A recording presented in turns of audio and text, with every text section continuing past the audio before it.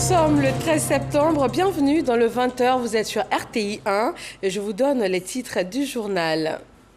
En mission de prospection en Côte d'Ivoire, des investisseurs allemands ont rencontré le Premier ministre Patrick Hachi, conduite par l'ambassadeur de la Côte d'Ivoire en Allemagne, Philippe Mangou.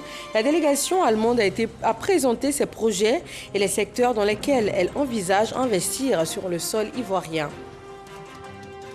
Rétablissement de la dictée et aussi des coefficients par discipline dès le premier cycle, retour du redoublement primaire, suppression des frais annexes. Ce sont entre autres nouvelles règles à appliquer cette année scolaire, démarrée aujourd'hui lundi pour 6,8 millions d'élèves sur toute l'étendue du territoire ivoirien. Lutte contre la Covid-19, l'heure est à la synergie d'action. Le CHR de San Pedro a été équipé en bouteilles d'oxygène par une amicale. Le FEMUA 2021 a, lui, permis à plus de 5000 personnes de recevoir le vaccin contre la maladie. Le respect des mesures barrières est toujours recommandé. Et puis la Guinée qui prépare des concertations nationales. Le Comité national du rassemblement et du développement appelle les acteurs de la société civile, les leaders politiques et les chefs religieux pour des échanges à compter de demain 14 septembre. Nous sommes ravis de vous retrouver ce soir encore sur RTI 1. Ils souhaitent investir en Côte d'Ivoire dans des secteurs comme l'éducation, la santé ou encore l'énergie. Ces hommes d'affaires allemands en prospection en terre ivoirienne ont fait part de leurs projets au Premier ministre Patrick Hachi. Sidonie Davila. L'éducation, la santé, l'économie numérique, l'énergie, le mobilier, différents secteurs d'activité représentés par une dizaine d'opérateurs économiques venus de l'Allemagne. Le pays veut transférer son savoir-faire à la Côte d'Ivoire. C'est ce qui justifie cette rencontre entre le Premier ministre Patrick Hachi et la dizaine d'entrepreneurs conduite par Philippe Mangou, ambassadeur de la Côte d'Ivoire en Allemagne.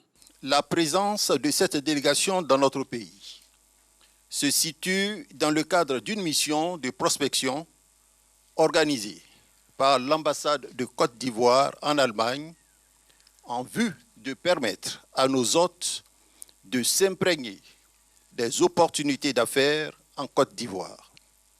Mais au-delà, elle vise également à établir un contact direct avec certains membres du gouvernement, avec leurs collègues investisseurs ivoiriens. Intéressés par les belles opportunités offertes par l'Allemagne à la Côte d'Ivoire, le Premier ministre a rappelé la vision du président de la République, Alassane Ouattara, pour le développement du pays. Je voudrais d'abord remercier Excellence, Monsieur l'ambassadeur. Et je crois qu'il a bien répondu à l'appel de son Excellence, Monsieur le Président de la République, que nous avons traduit dans le programme du gouvernement, qui accorde donc une place de choix au secteur privé. Je crois qu'il y a une réelle prise de conscience que le secteur privé est devenu en Côte d'Ivoire une priorité nationale dans la vision 2030 de son Excellence, Monsieur le Président de la République. Parce que le secteur privé est celui qui crée le maximum de richesses et celui qui crée le maximum d'emplois. L'Allemagne et la Côte d'Ivoire, un partenariat gagnant-gagnant. Patrick Hachi se réjouit de la qualité de l'expertise allemande. La qualité, l'expertise de la technologie allemande n'est plus à démontrer. Et je pense qu'en termes de commerce ou en termes de vente ou en termes de marketing, vous n'avez plus à faire, je dirais, la promotion de votre savoir-faire et de votre produit. Les secteurs qui ont été présentés sont en phase et compatibles avec les secteurs qui sont ceux de nos secteurs prioritaires, qui tirent la croissance durablement et de façon inclusive. Après avoir répondu aux différentes préoccupations des investisseurs allemands, le Premier ministre les encourage à accélérer le processus pour la concrétisation des différents projets. Nous sommes aujourd'hui 13 septembre, le premier jour de l'année scolaire 2021-2022. Nous reviendrons à cette date importante.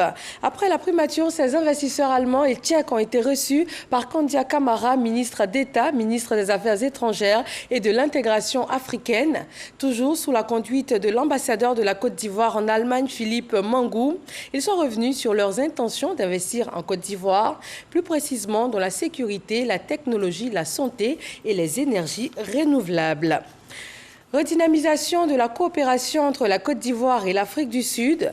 Une mission du ministère des Relations internationales et de la coopération d'Afrique du Sud a échangé avec des responsables du ministère des Affaires étrangères et de l'intégration africaine de Côte d'Ivoire. Ils ont 2 jours pour évaluer les apports bilatéraux entre les 2 pays et engager des perspectives pour renforcer la coopération. Le secrétaire général du ministère des Affaires étrangères a par ailleurs annoncé la visite prochaine du président sud-africain Cyril Ramaphosa en Côte d'Ivoire en octobre prochain. Et pour ce jour de rentrée scolaire en Côte d'Ivoire, la ministre de l'Éducation nationale et de l'alphabétisation, Mariatou Koné, a officiellement ouvert l'année par la distribution de kits scolaires. Kader Sogodogo. École primaire publique Biaka Boda de Boisflé. Nous sommes le premier jour de l'école et le ministère de l'Éducation nationale et de l'alphabétisation lance officiellement la distribution de kits scolaires gratuits. Une mesure visant à accompagner l'école obligatoire et à lutter contre l'échec scolaire en donnant la même chance à tous les écoliers de disposer de fournitures scolaires gratuites. Une aubaine qui n'échappe pas aux bénéficiaires, les écoliers. Maman Mariatou Koné, merci. Grand merci pour les kits scolaires que vous nous offrez ce matin. Grâce à vous et surtout à notre papa Alassane Ouattara, président de la République de Côte d'Ivoire, nous allons pouvoir démarrer l'année scolaire en toute confiance afin d'obtenir de meilleurs résultats. Pour la rentrée scolaire 2021-2022, ce sont au total 5 162 730 kits scolaires qui seront distribués gratuitement pour une valeur d'environ 11 milliards de francs CFA. Boisflé, qui abrite le lancement officiel, bénéficie de 209 551 kits scolaires, soit environ 474 millions de francs CFA. À cela, il faudra ajouter du matériel didactique, dont des tables bancs d'une valeur de 140 millions de francs CFA. Les élus et les parents d'élèves étaient présents pour saluer les efforts du gouvernement en faveur de l'école dans leur localité. Symbole fort, les kits scolaires sont remis le premier jour de l'école. Le ministre de l'Éducation nationale et de l'alphabétisation, professeur Mariatou Koné, n'a pas manqué de délivrer de précieux conseils à ses écoliers. Cette activité met en synergie les acteurs et les partenaires de l'école dans une dynamique visant l'effectivité des cours dès le premier jour de la rentrée scolaire. Chers enfants, vous devez prendre soin des kits qui vous seront remis et de toutes vos fournitures scolaires. L'État de Côte d'Ivoire compte sur vous, vos familles aussi fondent beaucoup d'espoir en vous. C'est pourquoi vous devez être sages, studieux, travailleurs et respectueux. Car il faut mériter la confiance de vos familles et celle de toute la nation ivoirienne. Pour accompagner le gouvernement ivoirien pour une école de qualité, les partenaires au développement seront là. L'UNICEF, en première ligne, offre pour la rentrée scolaire 1 077 394 kits scolaires, dont 750 840 pour les secondaires et 200 000 kits qui accompagnent les outils d'auto-apprentissage au primaire. Et pour ces différents cycles, cette année, il y a de nouvelles mesures, notamment le retour des coefficients au secondaire, l'interdiction de la vente de manuels scolaires dans les établissements ou encore la suppression des frais annexes. Et pour les établissements privés, une évaluation annuelle. Franck Quadio. Lundi 13 septembre, c'est jour de rentrée des classes. Cette année, elle concerne environ 6,8 millions d'élèves. À Cocody, groupe scolaire Château d'eau, décor de premier jour, des tout petits en larmes et des parents venus ce jour même. Certains, quelque peu incrédules. Elle n'est pas encore rentrée en classe. Ils sont venus prendre des renseignements pour voir si ça a déjà commencé, pour être rassurés que les cours ont déjà commencé. Donc ils sont venus vérifier et effectivement, les cours ont déjà commencé. Pour assurer parents et collaborateurs, l'inspecteur de l'enseignement primaire et préscolaire de la zone visite les établissements. La reprise est assez timide, mais les élèves sont là, les enseignants sont tous à leur poste. Madame la ministre, n'est-ce pas, est venue avec de nouvelles réformes. Et donc, nous avons déjà commencé à informer nos enseignants pour dire que cette année, le français, n'est-ce pas, va occuper pratiquement 50% du temps d'apprentissage, suivi donc des mathématiques à 40% et puis les autres 10%. Des élèves satisfaits de reprendre dans un autre quartier de la commune, Cocody à Toban. Quelques heures plus tôt, les élèves sont présents. Attention, prêt pour la montée des couleurs, CM2, 1 et 2. Salut. Oui, je suis très contente. Je vais bien travailler pour avoir mon CEP. Autre commune, Koumassi, ce jour de rentrée est un moment particulier. Rétablissement de la dictée, redoublement aux primaires, suppression des frais annexes, interdiction de vente d'instruments didactiques à l'école, coefficient par discipline dans le premier cycle et évaluation annuelle des établissements privés. Quelques réformes pour cette année scolaire 2021-2022. Rappelons-le, le thème choisi par la tutelle est « Soyons tous des citoyens responsables pour une école de qualité ». Voyons aussi comment ce premier jour d'école s'est déroulé dans la capitale de Gbeke. Charles Tatou a fait le tour de quelques établissements. La rentrée scolaire 2021-2022 est effective à Bouaké, mais pas d'influence pour l'heure. À ce jour, nous sommes à 40,08% d'élèves effectivement inscrits en ligne en ce qui concerne notre direction régionale. Je voudrais donc appeler les parents d'élèves à inscrire directement les élèves au niveau de l'inscription en ligne, surtout qu'il n'y a rien à payer dans nos établissements, alors il n'y a rien qui justifie ce retard observé au niveau de nos élèves. Au secondaire, par exemple, au lycée moderne Jeune Fille de Bouaké, les élèves de la classe de 5e prennent connaissance de leur emploi du temps. Je voudrais vous dire que la rentrée a bien commencé ce 13 septembre 2021. Cette année ne sera pas de l'amusement. Comme j'ai cours les après-midi, je suis venue prendre mon emploi du temps pour que les autres jours je puisse venir pour bien étudier à l'école. Du côté de l'administration, la responsable de l'établissement en entretien l'après-midi avec ses collaborateurs pour une rentrée des classes réussie. Certains parents ont mal pris le fait qu'on leur demande de rentrer et de laisser les enfants commencer les cours. Il y en a même qui sont entrés dans les classes pendant que le professeur est présent et ont voulu choisir la place de l'enfant. Et donc, je voudrais lancer un appel aux parents d'élèves pour leur dire que pendant le déroulement des inscriptions, ils n'ont pas le droit d'aller vers les salles de classe. Pour cette année scolaire, le thème s'intitule « Soyons des citoyens responsables pour une école de qualité ».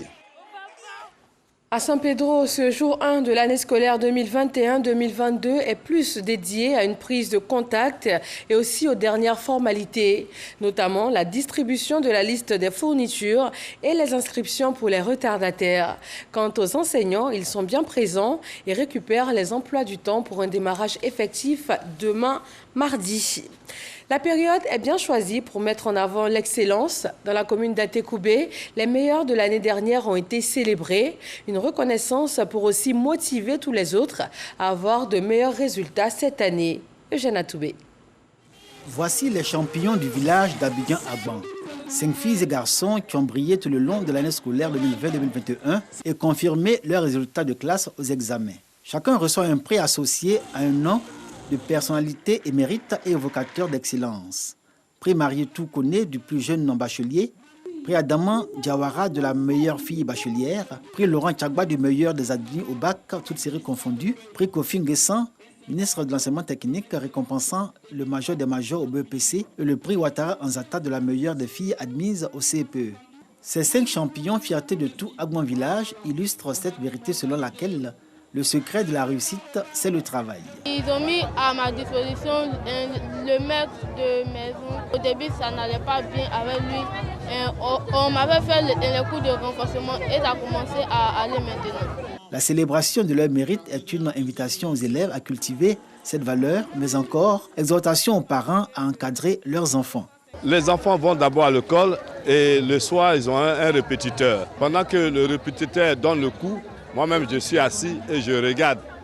Donc, quand il y a quelques faiblesses, je le remonte. On n'avait pas le temps pour aller à l'école, mais de temps en temps, on appelait le maître. Il n'a pas eu même de répétiteur, c'est lui-même qui a fait ses études avec les cours du soir jusqu'à la terminer l'année. Ce sont au total 1000 élèves à recevoir une récompense cette année pour leur travail remarquable. Tous sont issus des écoles primaires et secondaires de la commune d'Atekoubé, parmi lesquels les 5 champions. Un moment spécial qui rappelle aux populations ce qu'est l'école dans la vie d'une communauté, ce que cette institution apporte aux enfants qu'elle accueille en termes d'instruction, d'éducation, d'édification, de connaissances et de valeurs, avec toutes ses exigences. Le thème de l'année scolaire 2021-2022, soyons des citoyens responsables pour une école de qualité, est un appel pressant à une responsabilisation accrue des acteurs, des partenaires et des bénéficiaires de l'action éducative. L'institution de ce prix nous offre annuellement l'occasion de réaffirmer notre ambition de construire une école de qualité où le mérite est reconnu et célébré. Je souhaite que les enfants d'Atekoubé soient parmi les meilleurs élèves de la Côte d'Ivoire. Laurent Tchagba, ministre de l'Hydraulique et député d'Atekoubé, est l'initiateur du prix d'excellence qui porte son nom. Son engagement en faveur d'une école de qualité et cadre d'édification lui vaut la reconnaissance de son village et de la commune d'Atekoubé. Il reçoit encore le prix de la cohésion sociale et du vivre ensemble, une autre marque de reconnaissance des populations à cet homme de tous les milieux qui, à chaque rentrée des classes, apporte un appui de poids aux parents d'élèves pour la scolarisation de leurs enfants.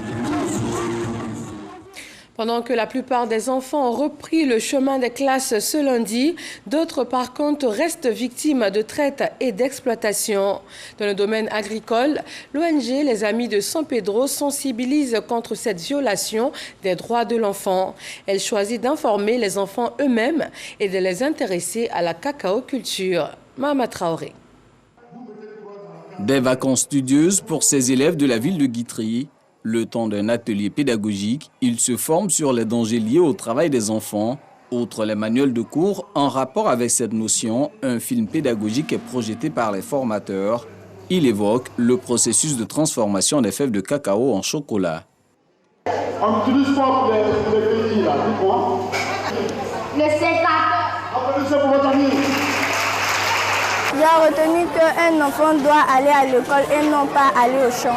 Je voulais dire merci à la première dame d'être venue pour sensibiliser mes parents. Cet atelier pédagogique est une initiative de l'ONG Les Amis de San Pedro, partenaire du Comité national de surveillance des actions de lutte contre le travail des enfants, CNS.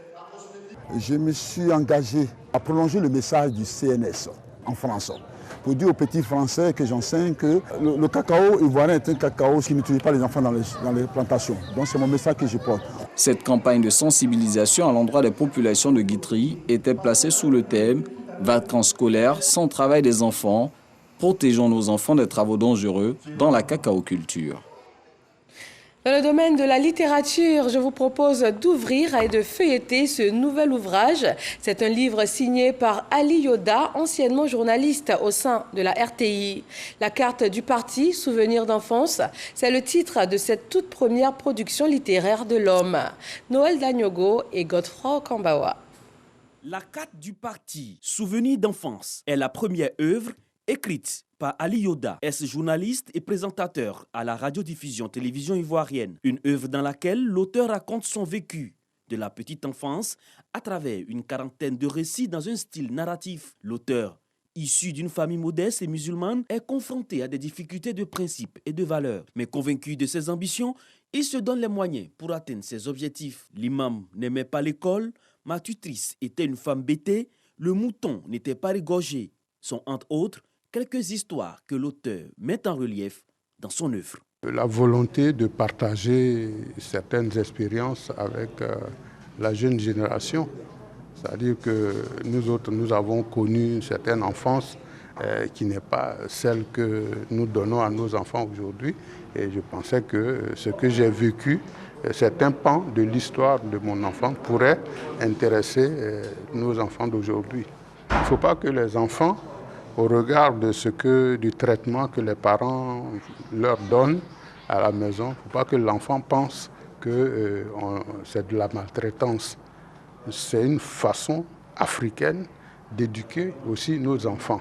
À cette dédicace, des journalistes, des ex-collègues et professionnels des médias, tous venus apporter leur soutien à l'auteur. Un sentiment de joie, de voir qu'un grand homme de la communication de notre pays, un de ceux qui ont marqué de leur temps la RTI, a décidé aujourd'hui de prendre la plume pour le grand genre en matière de littérature. Le journaliste et tous les métiers connexes sont dans le domaine, j'allais dire, des idées, dans le domaine du cérébral.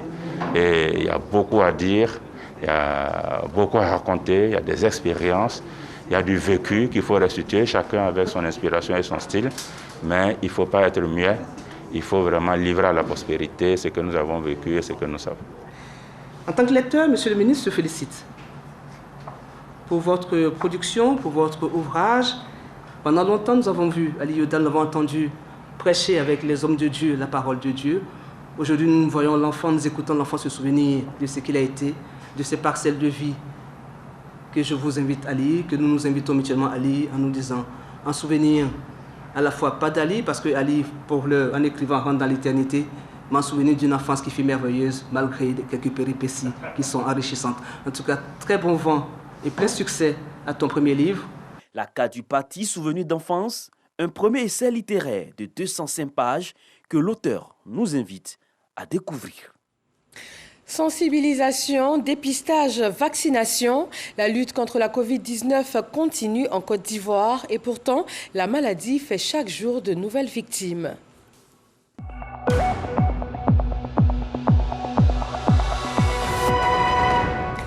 La Côte d'Ivoire compte aujourd'hui 139 nouveaux cas de Covid-19, 58 148 cas confirmés, 56 033 personnes guéries et 520 décès depuis le début de la pandémie en Côte d'Ivoire, 1 548 584 personnes vaccinées du 1er mars au 12 septembre 2021.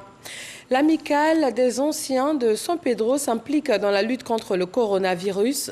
Un don de bouteilles d'oxygène au centre hospitalier régional pour apporter une assistance respiratoire aux malades. Sam Conan. Des bouteilles d'oxygène et des manos détendeurs remis au centre hospitalier régional de San Pedro dans le cadre de la lutte contre la Covid-19. C'est une initiative des anciens de San Pedro et regroupée au sein d'une association dénommée Retrouvailles Génération San Pedro 1970-2000. Nous sommes dans une situation de la pandémie de la Covid-19. Ces malades-là, ils ont un problème respiratoire. Donc pour nous, en apportant notre soutien, les bonbonnes d'oxygène, nous venons soutenir l'action gouvernementale. Un geste salué par les responsables de la santé de la région de San Pedro. C'est une action salutaire. Parce que l'oxygène, source de vie. Comme vous savez, les malades Covid sont des grands consommateurs d'oxygène. Et donc c'est un ouf de soulagement pour nous.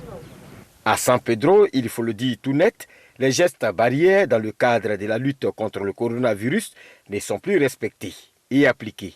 Notamment le lavage régulier des mains, la distanciation sociale et le port des masques, à part dans certaines administrations et des grandes surfaces. Monsieur le préfet a eu une rencontre avec les forces de l'ordre pour le contrôle des véhicules, c'est-à-dire les taxis, pour voir et inviter les gens au port du masque. À ce jour, 44 000 Pétrusiens ont été vaccinés pour la première dose et près de 2 700 pour la deuxième dose. Les populations sont invitées à se faire vacciner et respecter les gestes barrières. Le Festival de musique urbaine d'Anoumambo FEMUA s'est aussi investi dans la sensibilisation contre la pandémie.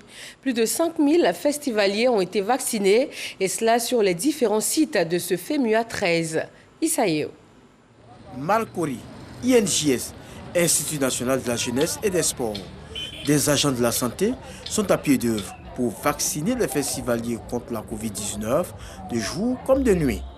Cette action émane du commissariat général du Festival de musique urbaine d'Anoumambo, FEMUA, en partenariat avec le ministère de la Santé et de l'Hygiène publique pour lutter contre la pandémie. Une séance de vaccination saluée par les participants. Je suis venu me faire vacciner aujourd'hui pour me protéger et ainsi protéger mon entourage pour lutter contre la maladie à Covid. En 5 jours d'activité, plus de 5000 personnes ont été vaccinées. Une satisfaction pour le personnel de la santé. Nous pouvons dire que nous sommes satisfaits. Nous avons eu comme objectif de la part du commissariat général du FEMUA 5000 personnes pendant ce FEMUA 13. Quand vous regardez donc tous ces déferlements de jeunes qui prennent d'assaut les sites de vaccination ici au sein du FEMUA, cela augure donc de bonnes nouvelles pour la Côte d'Ivoire. Les organisateurs du FEMUA ont exhorté les jeunes à continuer de se faire vacciner contre la Covid-19, seul moyen d'éviter la maladie. Dans le secteur agricole, on s'inscrit également dans cette lutte contre la Covid-19. Le ministre d'État, ministre de l'Agriculture et du Développement rural, a profité de la Journée internationale des coopératives pour se réjouir de l'implication des acteurs du milieu rural. Jean-Luc Mangbo. Reconstruire en mieux ensemble. Le thème de l'édition 2021 de la Journée internationale des coopératives a réuni à l'auditorium de la Caisse Tab les représentants des différentes filières de l'agriculture ivoirienne. Un thème qui veut mettre en exergue les initiatives des acteurs agricoles qui ont permis de faire face aux répercussions de la pandémie de coronavirus. C'est ensemble que les acteurs du monde agricole pourront relever les défis, les différents défis, et surtout celui de la Covid-19, pour donner un mieux-être à leurs membres et pour pouvoir donner à manger, pour ne pas dire pouvoir nourrir les habitants de la Côte d'Ivoire et du monde. Nécessité de se mettre ensemble en vue de mieux résister aux crises qui menacent la survie du secteur. Producteurs, acteurs institutionnels, mais également partenaires au développement. En appui aux coopératives et aux exploitants agricoles, plusieurs projets sont en cours d'exécution ici en Côte d'Ivoire. La mise en œuvre de ces projets s'inscrit dans la continuité de l'assistance technique que la FAO apporte à la Côte d'Ivoire à travers les ministères techniques depuis de nombreuses années. Le ministre d'État, ministre de l'Agriculture et du Développement rural, lui, a voulu rendre hommage à ces acteurs des coopératives agricoles qui ont fait preuve d'une grande résilience face à la maladie. Le gouvernement vraiment fait de son mieux pour ne pas que les producteurs soient ridicules. Mais eux aussi, ils font des efforts. Il y a aussi nos partenaires techniques et financiers qui nous soutiennent dans notre volonté de développer notre agriculture et de surtout faire de la transformation. La Journée internationale des coopératives a été également l'occasion pour ces acteurs d'exposer leur savoir-faire. 33 parmi eux ont ainsi été distingués avec 10 personnalités agricoles pour leur professionnalisme à la faveur de la première édition des Awards des sociétés coopératives et institutions qui a clôturé la célébration de cette journée. Professionnalisme et savoir-faire également exposés lors du Salon africain de l'entrepreneuriat, une plateforme qui réunit des jeunes porteurs de projets. Il s'agit de leur permettre de travailler en synergie afin de créer et proposer des solutions innovantes ancrées dans les réalités africaines. Lancine Bakayoko. Porteurs de projets, entrepreneurs, institutions étatiques, groupes financiers, échangeant sur toutes les problématiques liées à l'entrepreneuriat en Afrique. Ce salon africain de l'entrepreneuriat se voulait aussi un creuset destiné à nouer des contacts d'affaires. C'est une plateforme gratuite qui partage les expériences afin de pouvoir permettre l'éclosion de nouveaux champions nationaux. Et nous menons cette activité-là afin de pouvoir créer une nouvelle jeunesse active au développement de l'Afrique. Paris réussit. Les entrepreneurs africains ayant fait l'option de créer une dynamique interrégionale en vue de connecter les jeunes entrepreneurs entre eux et au niveau des marchés régionaux et internationaux. Je suis musicien et entrepreneur et venir faire partager mon expérience avec des jeunes qui veulent entrer dans la vie active et essayer de leur donner ma part d'expérience. Parce que je pense qu'aujourd'hui, notre challenge, c'est que la jeunesse africaine soit propriétaire de son développement. S'investir pleinement dans l'entrepreneuriat, levier de croissance économique et de réduction du chômage, beaucoup de jeunes, à l'instar de cette femme présente à ce salon africain, ont osé. Notre motivation sur le CIF, c'est la présentation de notre entreprise spécialisée dans l'immobilier de luxe, le tourisme et la conciergerie de luxe. Aujourd'hui, nous tenons en fait à mettre en avant l'investissement immobilier dans notre beau pays, la Côte d'Ivoire, notamment par notre projet Un citoyen, un terrain, qui favorise en fait l'acquisition de parcelles de terrain à tous les Ivoiriens. À ce salon africain, des expositions, du savoir-faire et des visites. Preuve que l'entrepreneuriat est un secteur en pleine expansion en Afrique. Toujours dans l'entrepreneuriat, 8000 personnes ont été édifiées sur les avantages liés au marketing réseau. Venus des différentes régions de la Côte d'Ivoire et aussi des pays de la sous-région, ces sympathisants et adhérents au métier du network ont eu une journée pour partager leurs expériences. Amadou Ouattara. Palais de la culture de Trècheville. Salle à Noumabo, pleine à craquer. Cette mobilisation est l'œuvre de Infinity Millennial, démembrement du réseau mondial du e-commerce QNET.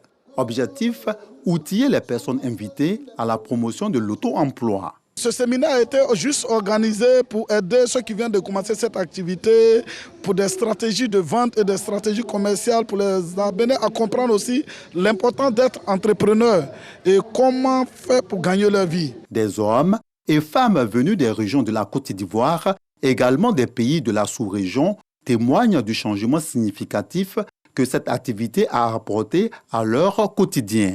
J'étais étudiant en 2015 et j'avais fait les concours, ça n'avait pas marché. Et j'ai décidé de me lancer banalement dans cette aventure. Et j'ai démarré parce que les conditions de vie n'étaient pas ça. Mes parents étaient très pauvres et moi-même à l'université, ça n'allait pas. De 2015 à aujourd'hui, cette entreprise m'a permis d'être indépendant, d'être un entrepreneur international. Une formation en leadership, parce que le fait déjà de me tenir devant un micro pour parler à des personnes que je ne connais pas, c'est quelque chose qui a changé. Me mettre déjà sur un podium de plus de 4000 personnes et parler, c'est quelque chose qui a changé. Et aujourd'hui, j'arrive à voyager à travers le monde. Quand on regarde le taux de naissance, quand on regarde les personnes aujourd'hui qui ont 18 ans, quand on regarde un peu ce qui est en train de se faire, tout ne doit pas forcément venir du gouvernement. C'est nous aujourd'hui qui devons aider aussi le gouvernement. Parce qu'avec cet argent que nous gagnons, nous allons plus tard investir. L'industrie du marketing des réseaux, c'est un secteur qu'il faut vraiment considérer. À tous ceux qui ont entendu parler, c'est de se rendre dans un endroit où cette profession-là se fait pour savoir davantage et voir comment est-ce qu'ils peuvent entreprendre dans ce domaine-là. C'est un secteur très porteur. Au nom du président de la République et de la première dame de Côte d'Ivoire, le député Lassina Ouattara, connu sous le nom de l'ASPR, a fait un don en numéraire à 2 jeunes, l'un vivant avec handicap, dans le but de leur permettre de financer leur projet. Le chargé de mission du chef de l'État a par ailleurs profité de cette mobilisation pour inviter la population au respect des mesures barrières et à se faire vacciner contre la Covid-19. Depuis les concertations nationales en Guinée, le Comité national de rassemblement et du développement appelle les forces vives à des rencontres au Palais du Peuple à partir de demain, mardi 14 septembre. Les acteurs de la société civile, les leaders politiques, les représentants des coordinations régionales et aussi les chefs religieux vont se succéder pour des échanges prévus toutes les 2 heures. Ces concertations restent une étape importante pour préparer la transition dont les différents aspects ne sont pas encore déterminés 8 jours après le coup d'État. Merci de suivre RTI 1 et de nous suivre également sur rti.info. Bonsoir à tous.